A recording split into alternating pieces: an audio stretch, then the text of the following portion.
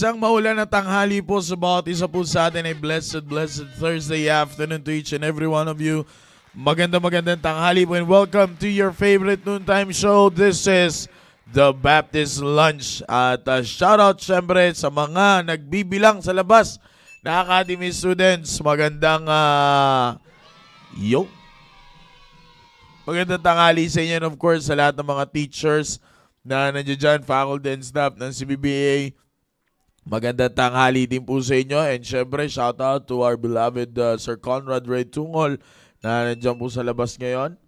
Nandiyan ba ba siya? Yan. Good evening sir, enjoy your food, enjoy your lunch. Kain na maigi, uminom ng tubig para hindi mabulunan.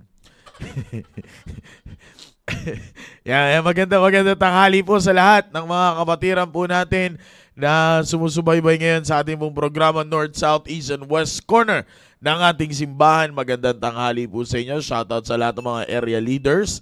And ganun din po, shoutout din sa mga international viewers natin.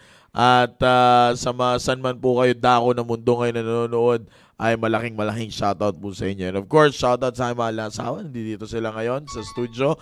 At kasama si LG. Hello. Yan na, nagising na. Yan, kaya syempre shoutout din po sa aking area, Southeast family, sa Southeast Men Rescuers.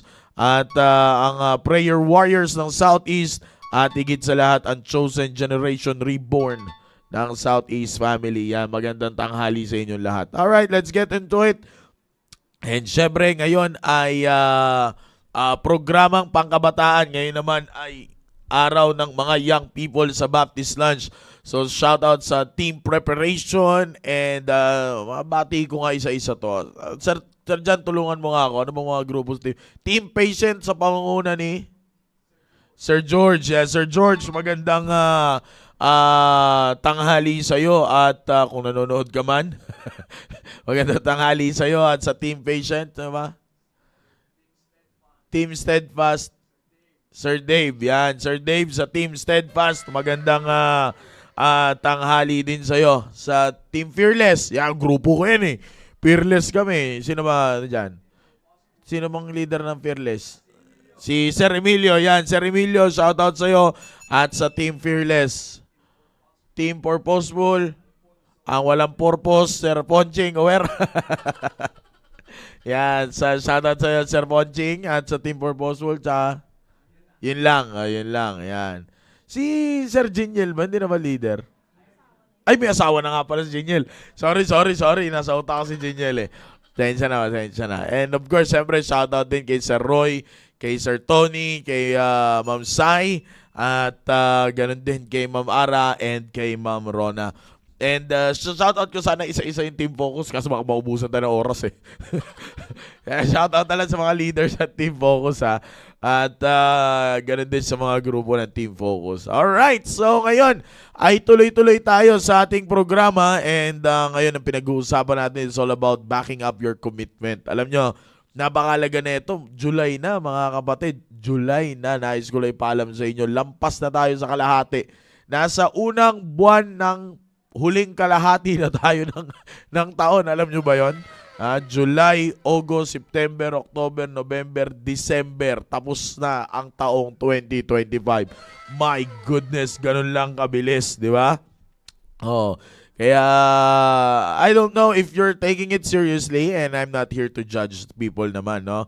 But I'm here to be a blessing and I am always praying to be a blessing sa inyo bilang mga kabataan na nakikinig ngayon. And paalala lang po sa lahat ng mga nasa comment section at sa mga nasishare ng programa po na ito, we're not here to debate with you and we're not here to cause any online rambulan or online debate.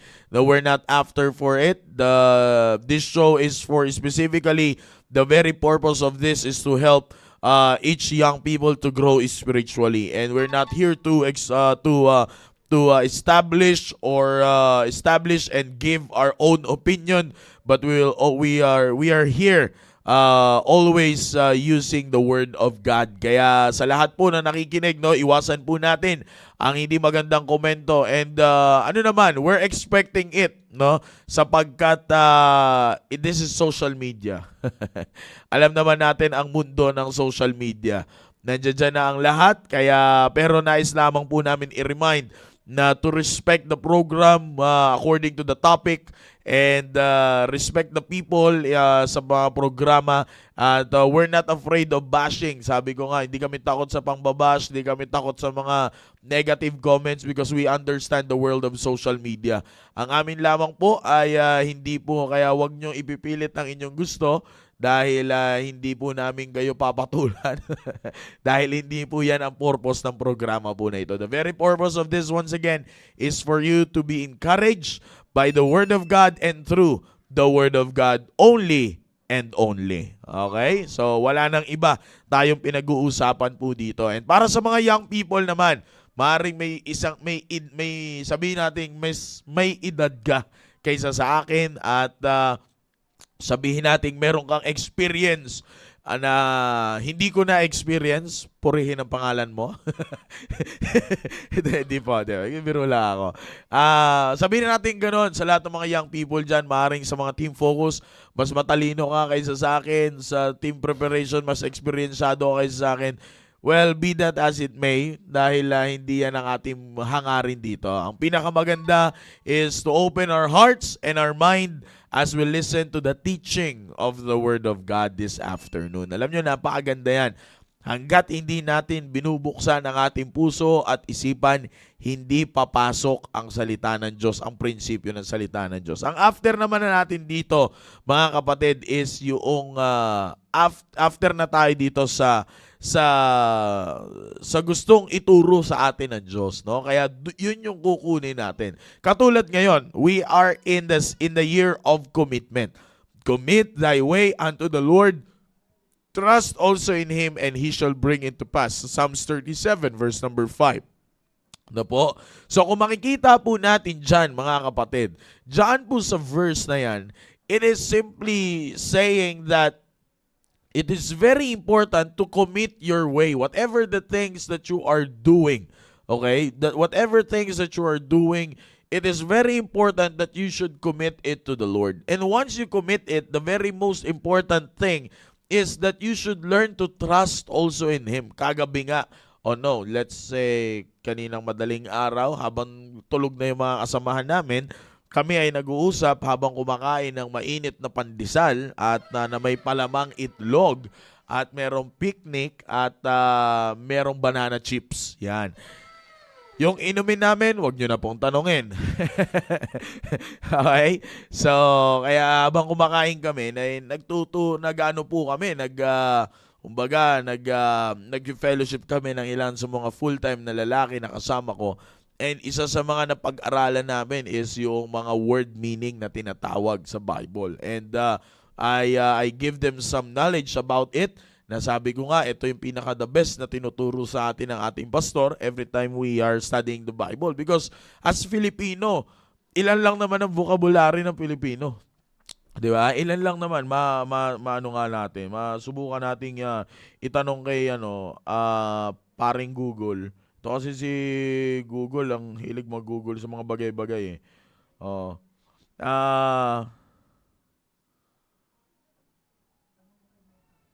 Ha? Tanong mo kay Meta. Kasi alam nyo, inaano lang natin eh. Ilan lang naman ang vocabulary natin. Limited lang naman ang vocabulary natin pagdating sa mga ganito. Lalo na,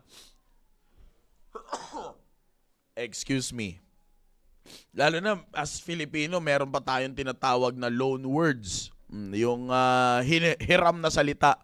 Hindi naman talaga natin salita. And the very deep, according to my studies sa CBBA, sa Christian Bible Baptist Academy, ay ang pinaka-deep na language na natin is the Spanish language. Yun lang naman eh. Ang pinaka-malalim na nating na lingwahe bilang Pilipino.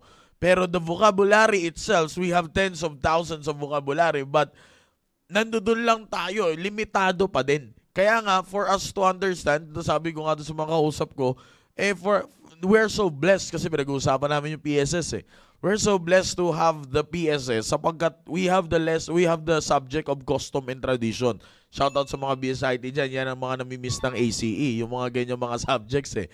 Yung mga custom and tradition. Kasi there are traditions and customs dito sa Bible na doon nila hinahango yung kanilang pagsasalita at kung bakit ganito yung ginagawa nila. Kaya nga, very limited ang pangunawa natin as Filipino because hindi naman talaga natin naiintindihan yung mga custom nila. But as we understand the custom, may kita natin, kaya pala ganito. Kaya pala siya ganyan. Kaya pala ganito ang ginagawa. Kaya pala ganito magsalita. Kaya nga sabi ko nga sa kanila, actually, when you're studying the King James Version of the Bible, it is a version, by the way, naririnig po natin sa ating mahal na pastor, it is a version. It is the authentic version ng Biblia. Okay? Hindi yan King James Bible. Kasi wala pong Bible si King James. King James Version of the Bible. Pinaliwalag na po sa atin yan ng ating pastor. Okay? So, as you study the King James Version of the Bible, itong salita po ng Diyos, ano po, pag pinag-aralan po natin yan, actually, it's not the word meaning. Sabi ko nga, nakasanayan na lang natin na masabi na the meaning, it means. Yan. Because it's a general term when you are giving something about the word, no? It means, yung mga ganyan, nakasanay. But the truth of the matter is, alam nyo po ba, it's all about, pag pinag-aaralan nyo ang Bible, it's all about etymology. Okay? The very root of the word, paano siya nagawa, paano ito lumabas, paano nag-come up itong salita po na ito. Kaya ko po ito nabanggit para maintindihan po natin ng maigi. Bonus na ito agad. Di pa nag-start yung PSS, meron na agad ganito, no? Kaya kung talaga nanonood kayo ng Baptist Lunch, lamang na kayo, kahit di na kayo mag-quiz ng mga 3 Monday, o kahit 3 Tuesday, okay na yun. Pasa kayo. Hindi, makikita nyo po, no, dito sa ating talatang binasa, commit thy way unto the Lord. Trust also in Him. Okay, the word trust, it means yung word po na trust po dyan. The very implication, yan sabi ko, pag pinag-aralan mo yung etymology, babagsak ka not just only through the meaning of the word, but doon sa implication nung salita. Ibig sabihin kung paano siya ginamit. Now, let's say for example, dito po sa verse na ginagamit natin, sa Psalms 37 verse number 5, commit thy way unto the Lord, trust also in Him. Ibig sabihin po niyan, alam niyo po ba yung word na trust po dyan? Ibabalik kayo niyan sa unang word na nakita niyo sa verse na yan. Commit. Pero dyan po sa word na trust na yan, ibig sabihin niyan, to be fully committed. Okay? Kasi the word commit sa umpisa is to give. It means you should give it, ibibigay mo yan sa Panginoon. You will lend it unto the Lord. Yan ang sabi ng Bible. Now, pagdating dito, trust also in Him. Ibig sabihin, you should be fully committed doon sa pinagbigyan mong persona, which is the Lord. Now, bakit po? Because every time na makikita nyo po yan, there is always a purpose behind every word that is being used in the Bible. Meron po yan mga kapatid na purpose na bakit you should be fully committed sa Diyos na ibinibigay mo. Bakit trust also in Him? Bakit kailangan maging fully committed ka doon sa binigyan mong ng iyong way of life sa isang persona na yon? Bakit? Because He will be the reason that will bring it to pass. Okay? He will be the reason para mangyari yung kagustuhan mo. Kaya nga sabi dyan ng Bible, commit thy way unto the Lord, trust also in Him, and He shall bring it to pass. He will make it happen. Okay? And ang rason yan, kung bakit, it's because, Sir John kasi, natatawa ako sa mga tinatag eh. Ang rason yan kung bakit kailangan mong i-fully commit ang sarili mo, it's because siya lang, Diyos lang ang tanging paraan para maibigay mo yan, para mangyari yan sa buhay mo. Now, alam nyo, young people, you've got to understand this really carefully. Bakit? Sapagkat this is your only chance to be serious on your commitment. Now, alam niyo po sa mga team preparation at lalo na sa team focus na nakikinig ngayon, sometimes you thought you have it all in your own way. Gusto mo, ito yung pamamalakad mo, ito yung gusto mo mangyari. That's why you are doing it ng parang pilit. No, pipilitin mo kasi ganun eh. When you have something that you really wanted to do, ang gagawin mo yan, whatever it is na pwedeng humarang dyan, You will push it and you should make it happen. Kaya nga ang nangyayari ngayon, you will force it to happen. Instead of making it happen, you are forcing it to happen. Na magkaiba po yun. Yung making it happen at saka forcing it to happen. Magkaiba yun. Parang tinatawag natin sa Bible, may tinuturo po na ganyan. Iba madali at hindi mo may enjoy yung tinatawag ng forced blessing. Yeah, may kilala akong ganyan dati dito, pinilit lahat ng pagpapala eh. So, bakit? Madaling mawala yun eh. At saka hindi mo may enjoy because there is no such thing about fulfillment, satisfaction pagdating sa bagay na yun. Kapag ipinilit mo ang isang bagay, hindi mangyayari at hindi mo may enjoy yon. Now, young people that are listening right now, team focus and team preparation, I hope you will learn something about this. Bakit? Because we thought that when we have commitment, we have it all in our own way. No, nagkakamali kayo doon, young people. Kaya nga sabi ng Bible, you should commit it unto the Lord. You should commit thy way. Bakit? Because your way of life is the way of your commitment. Tandaan mo yan. Naalala nyo yung sabi ng ating mahal na pastor? Sabi ni Pastor Hill sa atin, commitment is your life. Okay? Once you make a commitment, hindi mo pwedeng ihiwalay ang buhay mo doon. Bakit? Kasi kapag nagbitaw ka ng commitment at hindi involve ang buhay mo, sayang ang commitment mo. Paano mo papatakbuhin ang buhay mo? Ang commitment mo? Without involving your very own life on it. Kaya nga walang nagsiseryosong young people pagdating sa commitment. Seldom you can find young people that are very serious on their commitment. Praise the Lord for you. Bakit po? Sapagkat may kita mo kayong mga siniseryoso yung commitment. Mapapansin nyo po, di ba? Mapapansin nyo po kung bakit seryoso ka sa commitment mo kasi ini-involve mo yung buhay mo eh. Pero subukan, hindi na, wag na. Baka sabihin nila, sir, kasalanan mo, pinasubukan mo sa akin eh. Pero isipin mo na lang, pag hindi mo in-involve ang buhay mo dyan, ano ngayon mangyayari sa commitment mo? Or, nasaan ka na kaya ngayon?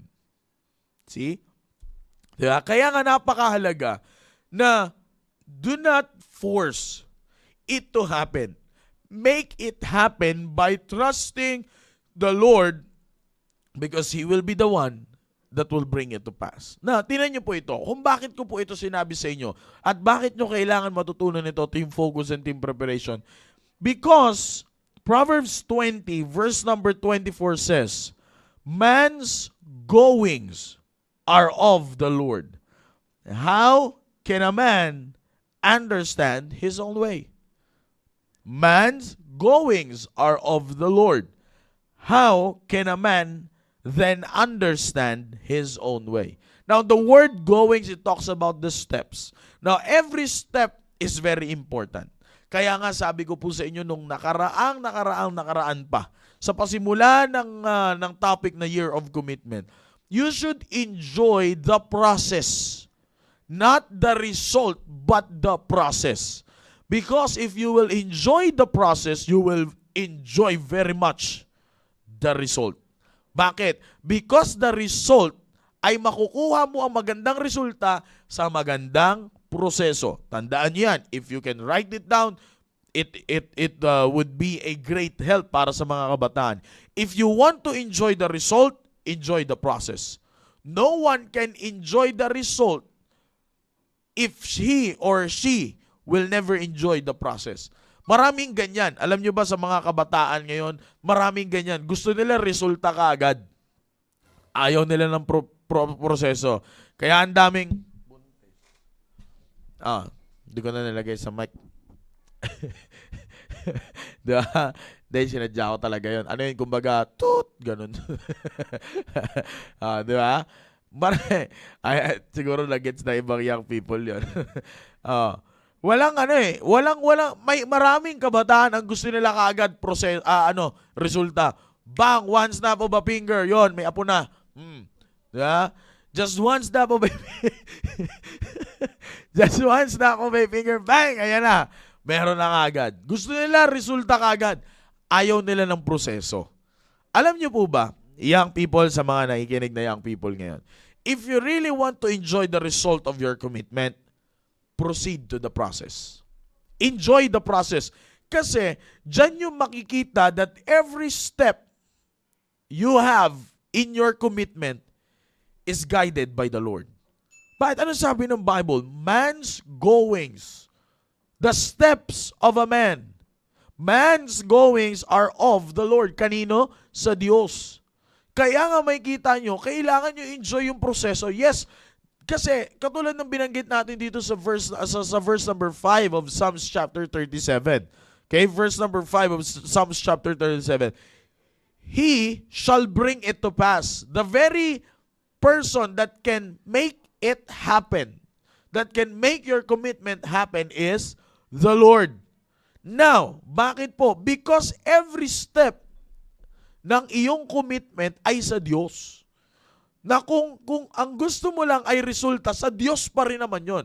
Pero tandaan mo, ang magbibigay ng resulta ay ang Diyos. Kaya nga, kailangan mong i-enjoy yung proseso ng Diyos. Bakit po? Sapagkat siya lang ang makakagawa at siya lang ang makakapagdala sa'yo sa resulta ng commitment mo. Minsan, ang daming young people, gusto ka agad mag-jump into commitment. Okay? Ayaw na nila ng proseso. Kaya nga, mapapansin mo, pag napunta sila dun sa commitment, instead of praising God, and instead of being thankful to God, they are bragging about it. Pansin nyo ba yon, young people? You are bragging about something. O, tinan mo. O, kahit walang church, narating ko ang gusto kong marating. Aha. O, kahit Bible, standard. O, nakuha ko naman siya. Aha. O, di ba? O, ito pa naman. Kami pa naman. Di ba? Prinsipyo, di ba? Instead of being there on your commitment, the result of your commitment, being thankful about it, the sad thing that is happening to a lot of young people nowadays is they're bragging about it. Alam nyo ba? Eto po yan. Maaring maraming masaktan na commitment na young people sa sasabihin ko po na ito. But I don't want you to be mad about this, but I want you to really meditate on this. Kasi pag sinabi kong use your mind about this, baka sabihin na wala, ikaw lang may isip. Diba?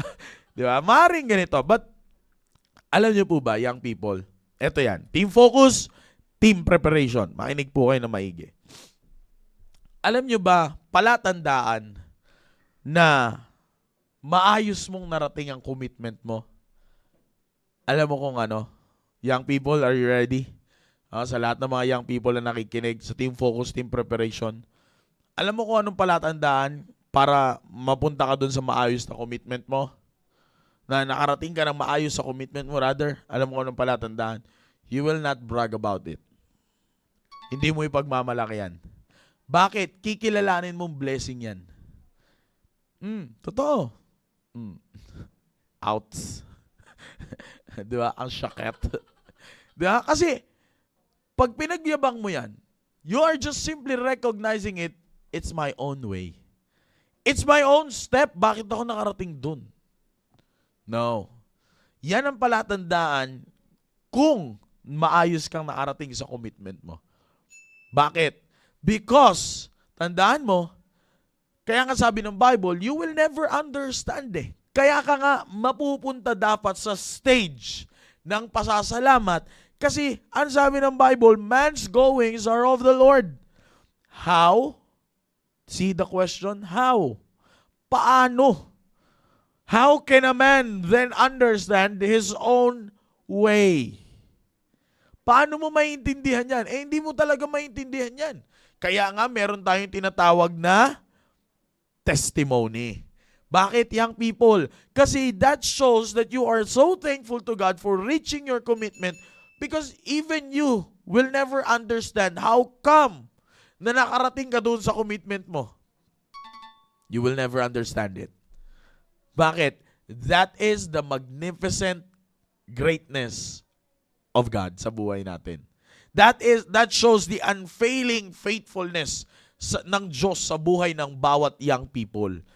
Kaya nga young people, kung nakikinig lang kayo ng maigi ngayong hapon na ito, mapupush ka talaga na you will enjoy the process because every step papunta sa commitment mo ay sa Diyos. Step number 1, importante yan. Step number 2, importante. Parang sa baby. Okay, LG, di ba sinasabi? Sabi yan, ano ngayon una? Crawl, ano bago yung ano? Crawl. Roll, crawl, tsaka run. Di ba? Meron 3 proseso. Dapat matuto muna siyang gumulong bago siya matutong gumapang. Etong isa, tayo agad. O, di ba? Bago siya, may proseso, hindi mo pwedeng pilitin. Bakit? There is something with their body na pwedeng maapektuhan. Like, for example, mafu-force ng maaga yung spinal cord. Pag na-force ng maaga yung spinal cord, maaga siyang magkakaroon ng problema sa spinal cord. Di ba? Hindi naman po ako doktor medical, pero may kita natin, marami na naging ganyan. Kaya nga kailangan mo ng proseso. Huwag mong pilitin na newborn pa lang yung gusto mo, i-walker agad. Diba? Kaya nga anong pinakamahalagang inahawakan sa bata? Likod. Bakit? Napakahalaga na hindi ma-stress yun sa kanilang edad. Sa kanilang murang edad. Para pag later on, may kita mo, malakas sila. At mai-enjoy nila kung madadaanan nila yung proseso na yun. Diba? Ganon din po sa atin. Ganon din po sa action song yan eh. Ganon din po sa mga sa proseso ng yung commitment. Huwag mo kaagad isipin na pag na-commit mo to, Panginoon, I will commit my way unto you. Magtitiwala ako sa iyo kasi alam kong ikaw lang magbibigay sa akin ng resulta na ito. Gusto mo kaagad bukas nandoon ka na sa commitment mo. That's very wrong. You should enjoy the process of it. Young people, kung bakit madali kayong nagsasawa sa commitment nyo, it's because you want to enjoy the result agad, but not the process. Sa basketball, sa laro ng basketball, professional league or amateur league, okay? Sa amateur, you have 2 halves. Okay? First half and second half. Kung susama total, that's just only 2 quarters. Okay? Sa professional league, you have 4 quarters. Now, as you can see, walang nananalo sa 2 quarters pa lang. Bakit? Para manalo ka, tapusin mo yung 4 quarters. Para manalo ka, tapusin mo yung 2 halves. Doon mo lang madideclare na panalo ka. Hindi porket tambak na ng first half at tambak na ng 2 quarter ang kalaban mo, pwede ka na mag-celebrate. Yan ang mga nangyayari sa mga professional league ngayon. Kahit sa third floor, nangyayari yan eh. Porket 8-1 yung score, akala nila panalo na sila eh. Di ba? Pero hindi matatapos ang laro hanggat hindi ka nakaka-10. Hanggat hindi mo natatapos ang 4 quarters. Hanggat hindi mo natatapos ang second half. Hindi mo pwedeng i-declare, panalo na kami. Kaya 'di ba minsan, kayong mga nanonood ng NBA, nanonood ng MPBL, PBA, ano pa ba? PBL, may PBL pa ba ngayon? Wala na ata PBL ngayon eh. Di ba? Yun yung MPBL. Pero ewan ko, may PBL pa ngayon. Pero may kita nyo, di ba? Minsan, pag may paborito kayong team, wala na, panalo na. Tambak na, wala na, tambak na yung kalaban, panalo na. Pero magugulat ka, talo yung team mo. Bakit? Hindi ka pwedeng mag-declare ng isang resulta na nasa gitna ka pa lang. Gusto mo kaagad mag-jump ka into results. Kaya nga, ang nangyayari ngayon, young people, dahil sa ganung mindset, you will force it to happen na lang. If you force it to happen, the steps now will not be ordered by the Lord anymore. But it will be ordered by you. Di ba? Dadaanin mo na ngayon sa lakad mo. Dadaanin mo na ngayon sa iyong proseso. And later on, you will realize wala kang backup sa commitment mo. Alam nyo ba dito, kung titingnan nyo, young people, team focus and team preparation na nakikinig ngayon, kung titingnan ninyo, sir, kala ko ba backup of commitment ang pinag-uusapan natin? Yes. Kilala nyo ba at alam nyo ba kung anong backup of your commitment dito? Or should I say, Sino ang backup of your commitment? Matindi ito kung iintindi nyo na maigi. The backup of your commitment, sino? Sa ating pinag-uusapan, walang iba kundi ang Diyos. Kapatid, sa inyo na lahat ng backup, akin na yung backup na Diyos. Okay na ako. Di ba? Kapatid, minsan iniisip nyo, team preparation, kayo mga nagtatrabaho, money? Oh, how I wish. How I wish. Nanonood ba si Ma'am Rona ngayon, Ma'am Rona Romero? No, how I wish narinig ninyo yung kwento ng isa sa mga miyembro na kausap namin kagabi. If you think that money is the answer to all, team prep, team prep. Listen carefully. Team prep. Team prep. Makinig kayo ng maigi. Lalo na kayo mga working. Money is not the answer to all. I'm telling you, it is the Word of God. Alam nyo nga sabi nga, nung kausap po namin kagabi, kung walang salita ng Diyos, game over na lahat. Pero dahil may salita ng Diyos, tuloy-tuloy. Tuloy-tuloy siya sa kanyang role. Tuloy-tuloy siya kung paano yung dapat niyang gawin sa kanya bilang isang tao. Bilang ganong klaseng persona. Tuloy-tuloy lang siya. Bakit? May salita ng Diyos eh.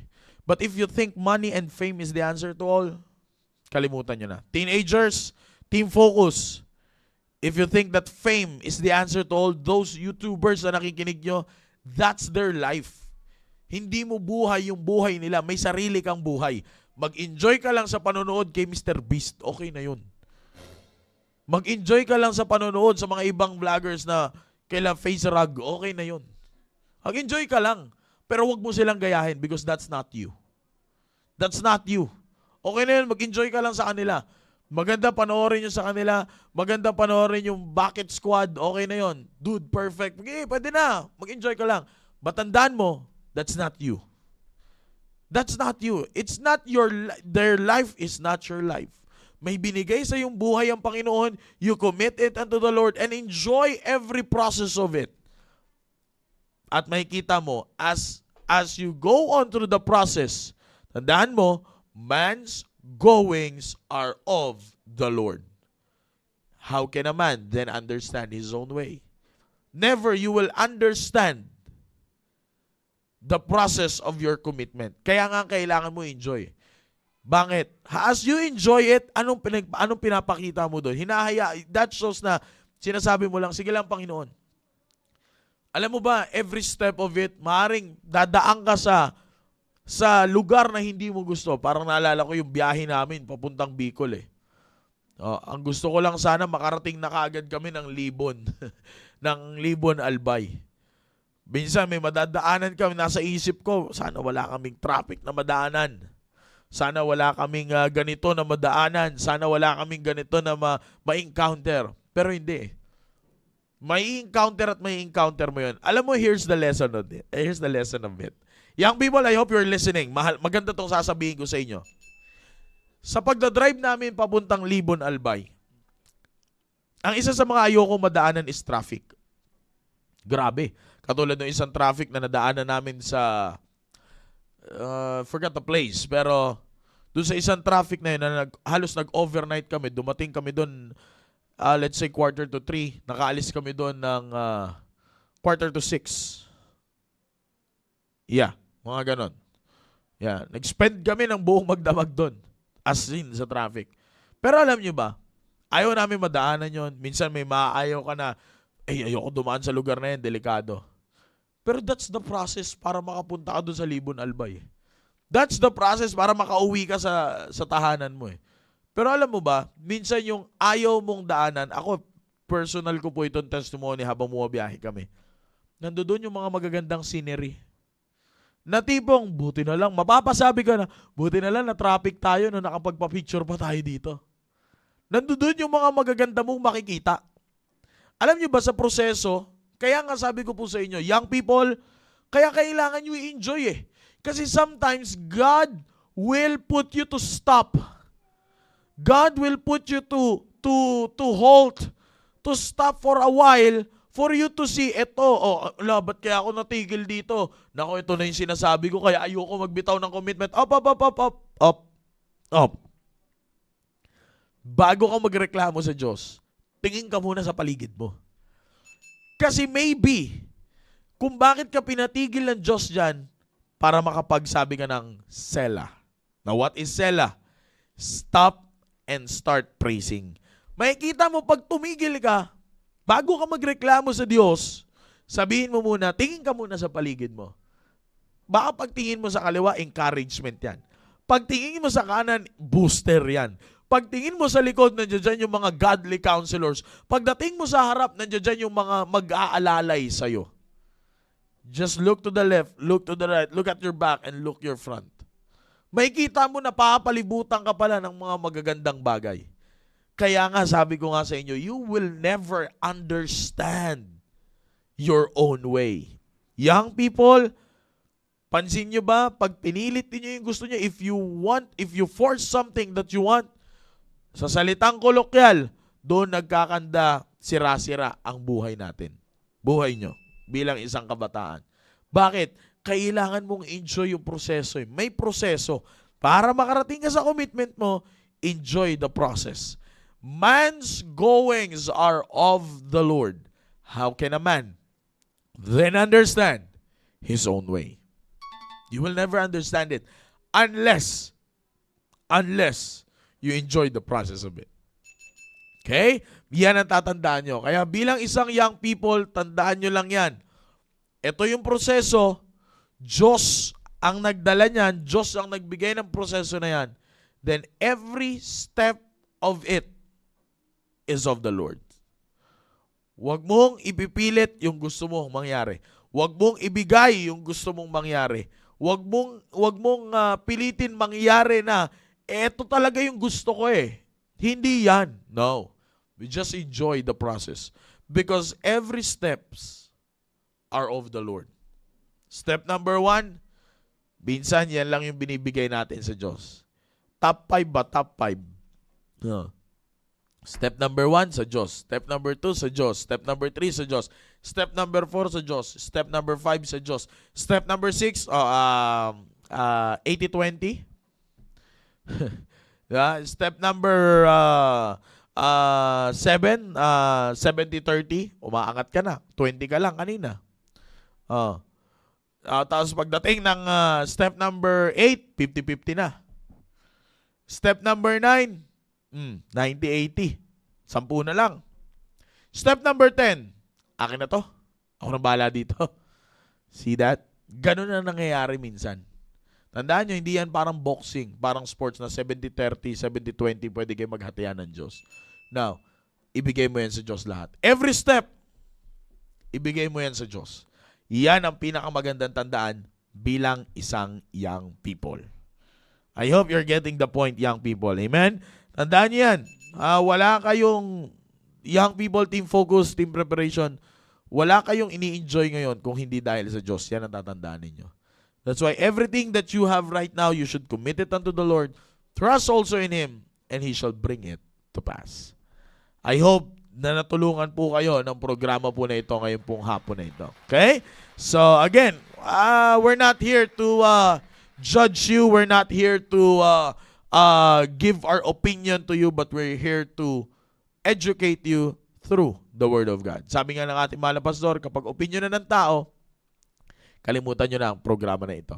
Pero as long as the Bible is always open on this program, tangkilikin po natin ang programa po na ito. Sapagkat, hindi lang naman, kahit sabihin natin para ito sa young people, this is applicable to us bilang mga married. This is applicable to the adults. This is applicable to every fathers, mothers, and the young people. Kaya nga ngayon, so happen na sa inyo nakatutok, tanggapin ninyo ng buo, young people. Okay? So sa lahat nanonood po ng ating programa ngayong pong tanghali po na ito, maraming salamat po sa inyo. And I hope I've been a blessing po sa inyo sa mga team preparation. How I wish na nanonood kayo. At ganoon din sa mga team focus. Ilan-ilan ang nakikita kong pangalan dito na familiar sa akin na alam kong member ng team focus. At sana yung mga group leaders ay hindi kayo tulog. No? Alam ko may mga ginawa kayo pero gampanan din natin ang duty natin bilang isang tinawag ng Panginoon to lead these young people. Alright? So, again, I am hoping and praying that ang programa po na ito ay naging tulong po sa inyong lahat. At sa ngalan po ng ating mahal na pastor who is the executive producer and the director of the program, The Baptist Lunch, ay maraming salamat po. Ako po ang inyong lingkod, Brother John Mark, along with my team here sa live streaming and audio, Sir Romir, Sir John Kilayco, and Sir Vince Aldrin Yu. Mambihira. Yan. Kaya maraming salamat po sa Team Focus and Team Preparation. Team Focus, magkita-kita tayo mamaya. Panibagong topic. Abangan ninyo. Napakaganda ng ating pag-uusapan mamaya. Alright? I hope na ang bawat isa ay nag-enjoy sa ating pong programa. Okay? Maraming salamat po. And once again, we will see you on the next episode of your favorite noontime show every Thursday. This is Young People's episode of The Baptist Lunch. God bless you all. On top of all this, all I can say is to God be all the glory. Bye-bye.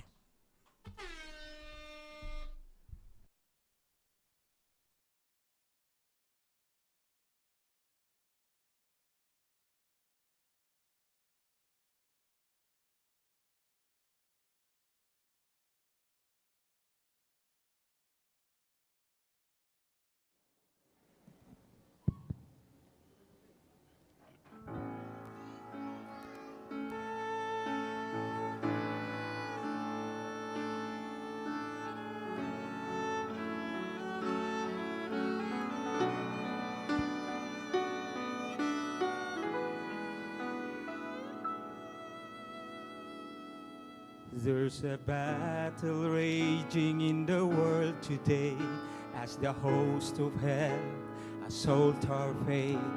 Their battle plan is aimed at Jesus Christ. With an arsenal full of hate and lies, they attack our Savior without a fight. It is time for saints to sound this battle cry. We must reclaim the name of Jesus Christ. We must reclaim His blood, our sinless sacrifice. We must reclaim the name of Jesus, His holy deity. We must reclaim His precious word for all the world to see. That His power is still the same. We must reclaim the name.